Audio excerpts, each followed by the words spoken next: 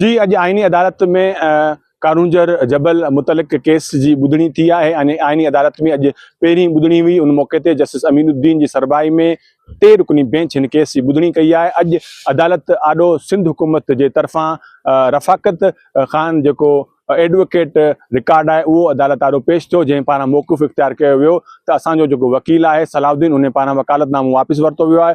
हिन केस में तयारी जे लाइ वधीक वक़्तु ॾिनो वञे। उन मौक़े ते दरख़्वास्त गुज़ार जेको वकील आहे उहो आसिफ़ टालपुर अदालत आॾो पेश थियो, जंहिं पारां बि इहो ई मौक़िफ़ इख़्तियार कयो वियो त असांखे हिन जेको केस जे हवाले सां रिकॉर्ड फ़राहम कयो वञे। गॾोगॾु असांखे हिन केस में वकालतनामो जमा कराइण ऐं ॿी तयारी जे लाइ वक़्तु ॾिनो वञे। उन वक़्तु अदालत पारां हिन केस जी ॿुधणी ग़ैर मुइना मुदत तक मुलतवी कई वई आहे। ॿिए पासे असां ॾिसिए त सिंध हुकूमत पारां हिन केस में इहो ई मौक़िफ़ इख़्तियार कयो वियो आहे त जेको हैदराबाद जी जेको सिंध हाई कोर्ट जी बेंच आहे उन पारां जेको फ़ैसिलो ॾिनो वियो उन खे चैलेंज कयो वियो आहे, अपील दाख़िल कई वई आहे। ॿिए तरफ़ दरख़्वास्त गुज़ारनि पारां जेको मौक़ुफ़ इख़्तियार कयो पियो वञे त कारूंजर जबल खे तहफ़ुज़ फ़राहम करण जे लाइ जेके आहिनि से क़दम खयां वञनि। हिन केस जी अॼु आइनी अदालत में पहिरीं ॿुधणी थी हुई।